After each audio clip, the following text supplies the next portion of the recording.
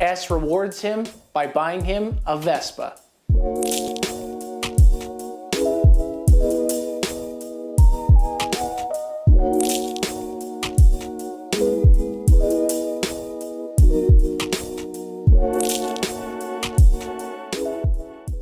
What's up guys? My name is Levi. This is Shred Shop, connecting you to skateboarding. And today we're doing 14 things you didn't know about S footwear.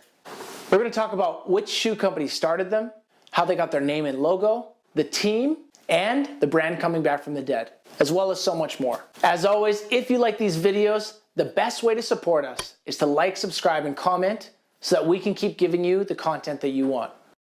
TENIS. Pierre-Andre starts skateboarding in the suburbs of Paris at age 15.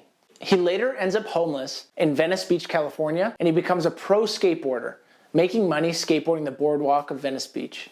Just 1 year after being homeless, he wins the World Freestyle Championships for skateboarding. A French fashion brand called Roturo Apple starts a shoe company called Ethnix in 1986. Ethnix is derived from the word ethnic, which is a nod to the subculture of skateboarding.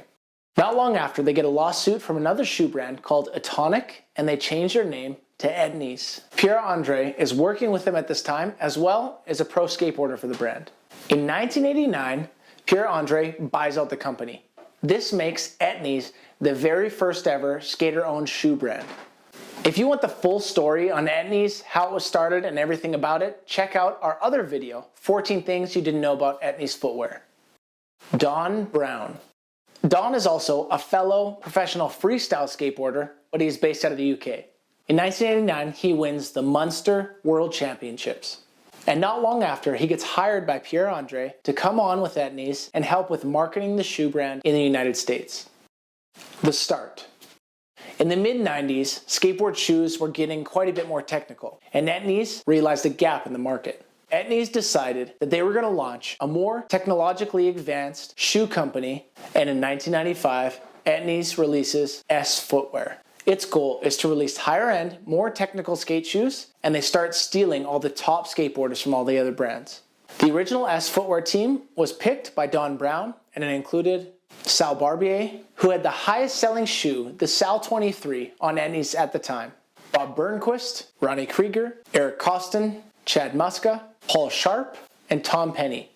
Not long after, they add Rick McCrank to the team when Sheep Footwear goes out of business, as well as Kerry Getz and Brandon Turner. The name. The name S was actually derived from the first and last letter from the name TENIS, and then they added the accent over the E to make it look more sophisticated. There's also lots of rumors that S actually stood for TENIS Supreme. The original logo that we know and love today, the S logo, was actually hand-drawn by Aiko Jefferson, who is the twin brother of famous skateboard photographer Atiba Jefferson. The Excel. In 1995, right out the gate, the company started and they had 2 home runs of shoes. The tried and tested Sal 23, that was previously on TENIS, now on S, as well as the S Excel. The Excel was designed by Don Brown. It also went on to be the best-selling S skate shoe of all time and arguably the best-selling skate shoe of all time. This shoe defined an entire generation. It had culture and fashion behind it. People wore it for so many years. Also, some of the best skateboard clips that have ever been filmed have been filmed in this shoe. And funny to note, Justin Bieber is currently skating the Excel shoe. Eric Costin. It's impossible to talk about S without talking about Eric Costin. He defined the brand for over a decade. People have even coined the phrase or named him the Michael Jordan of skateboarding. After winning pretty much every skateboard contest known to man, in 1996 he won Thrasher Skateboarder of the Year. He's been a character in Tony Hawk Pro Skater as well as EA Skate video games. He also co-founded 4-Star Clothing and the Barracks website. He also made an appearance in Hollywood's hit movie Point Break. It's a movie where Johnny, an FBI agent, befriends a gang of extreme sports athletes who use their skills to pull off heists. If you know anything about Costin, this explains him to a T. In 1997, he drops his first ever pro shoe with S, the Costin 1.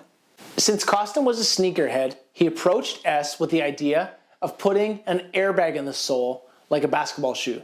They said, listen, we can't do it, Nike has a patent on it, but then they looked further into it and they realized that the patent had just lapsed. So the Costin 1 was the very first ever skate shoe with an airbag in the heel. Costin went home and he took a bunch of shoes that he liked. He pulled pieces from each of them. He drew them out. He said, I like this panel from this shoe. I like this texture over here, this sole from here. He brought them all to the designer, and from there we see the Costin 1. He went on and had a ton of hit shoes with S. A year later, the Costin 2 dropped. After that, the Costin 3 came out in the year 2000.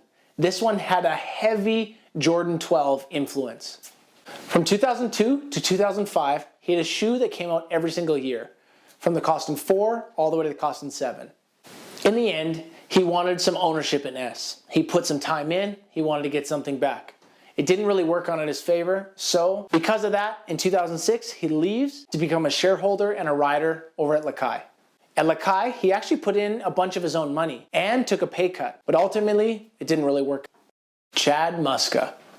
Although not as synonymous with the brand as Costin was, Muska was one of the original team riders. And so during his heyday with his time at Shorty's, he actually was the front man of both brands.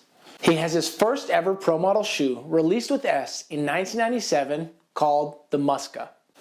These shoes were famous for two things.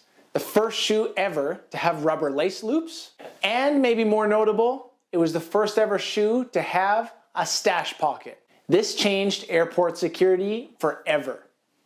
Let us know below if you own this Muska shoe and if you have any crazy stories of maybe where that stash pocket got you in a little trouble.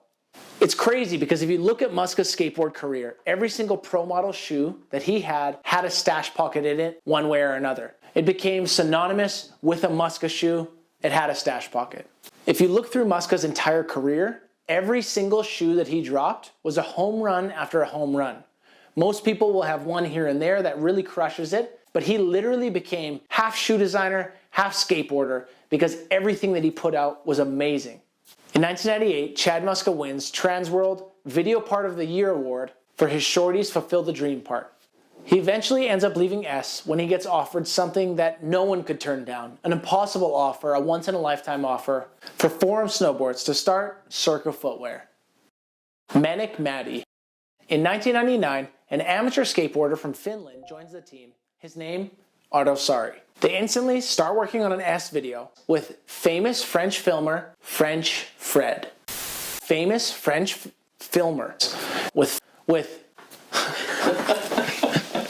French Fred was a Frenchman from Frenchland. In 2000, S released Manic Matty. This video was famous for a couple reasons. It was timeless, it was insane skateboarding like never seen before. And at that time, it was mostly deck companies that were putting out some of the best videos, and this shoe brand came and changed everything. It was so cool because most brands, their teams were built off of people from all over California, maybe all over the States, but S, their team was built off of people from all over the world. Finland, Thailand, America, Brazil. The name Manic Matty is actually the Indonesian word for enjoy. The year after this video is released, Arto Saari actually wins Thrasher Skater of the Year, and S rewards him by buying him a Vespa. Paul Rodriguez. In 2001, Eric Costin adds a young prodigy kid to the team, Paul Rodriguez. Also around the same time, he joins Costin on girl skateboards. If you look at him across his entire career, but especially early on, he's swinging way above his weight class. He's skating better than most pros, and he's just an am. In 2002, he releases a part in Transworld Skateboarding In Bloom, and the same year, he goes pro for girl skateboards. At this time with S, he's working on a pro shoe, but at the same time, in comes this once-in-a-lifetime offer opportunity from Nike SB that he can't turn down. So he goes over there, but what's crazy is that his original design for his P-Rod 1 with S actually turns out to be the Costin 5. Go Skateboarding Day. S literally invented Go Skateboarding Day. One day, sitting around the office, Don Brown is just spouting his mouth off. There is a National Hot Dog Day. There's a National Grilled Cheese Day. There's a National Little Dirty Doggy Day. There's a national holiday for everything, but there's nothing for skateboarding. So around that same table, they sat and they came up with Go Skateboarding Day. And now every single June 21st, it has become International Go Skateboarding Day. We have S to thank for it, and it has been a big legacy that has been left to skateboarding. It's also interesting to note that they started the S Eric Costin Game of Skate, which has kind of morphed into the Battle at the Barracks. The team. Over the years, S has had a team that could be labeled Hall of Fame. They've had people like PJ Ladd, Mikey Taylor, Cale Newsk, Justin Eldridge, Antoine Dixon, John Rattray, Bobby Warist, Silas Baxter Neal, Ben Ramers, Danny Garcia, and Nigel Houston, as well as, obviously, all of the original legend team riders and so many more. S Special. In 2007, S releases their second full-length video called S Special. Although maybe not as critically acclaimed as S Manic Matty was, it became a really big video because it kind of told the story of the second chapter of S. The video featured Bobby Warist, Cale Newsk, Danny Garcia, Justin Eldridge, Javier Sarmiento, PJ Ladd, Nigel Houston, Rick McCrank, Rodrigo TX, Raymond Molinar, and Silas Baxter Neal. The death of S. In 2008, the recession had heavily hit the skateboard world. It was the worst day on Wall Street since the crash of 1987. As well as a lot of the sports brands had entered the skateboard market. As well, the skateboard trends had kind of moved towards simplicity. It was black and white, basic vulcanized shoes, that's what everyone was wearing. The technologically advanced shoes were not getting as much love. They weren't what people wanted. A shoe brand that was built on innovation and technical footwear didn't really have a place in the market at the time. So in August of 2011, S announces that it's done. Because they were already producing shoes, spring 2012 was the last shipment of S shoes. It's interesting to note that even after S had died, they weren't doing any other shoes. They still were doing small runs of S XLs for small boutique stores in Japan. The return of S. In 2014, S shocks the world and announces that they're coming back from the dead. They announced the return of the brand with a small catalog and a small offer of a few shoes and a few clothing items that were only available to just a few key shops. There was no team or pros announced, so at the time it kind of felt like a trial run, that they weren't really sure if it was going to hit and people were going to pick it up. Fast forward a few years, and S seems like it's back on track again. Technical footwear trends are back. People want more out of their shoes, and so it breathes life into a brand like S. There's a market for it, and they can provide. Another thing that's back is skater owned. People care about who owns and who runs the brands that I give my money to. And so that'll probably keep S alive for a long time. Slowly, they've been rebuilding the team. They wanted to make sure it was a heritage brand with a heritage feel. So they added Tom Penny to the team. They also have Kelly Hart as a pro rider and as a team manager. They have Tom Asta, Marcus Shaw, Matt Chafin, and the two that we're most hyped about, pro riders from Canada, TJ Rogers and Wade DeZarmo. Guys, thank you so much for watching. Let us know below what was your favorite S shoe that ever came out, who was your favorite team rider, and what brand should we do next? Guys, I'm Levi, this is Shred Shop connecting you to skateboarding, and you just watched 14 things you didn't know about S footwear. Stay tuned for comment of the week.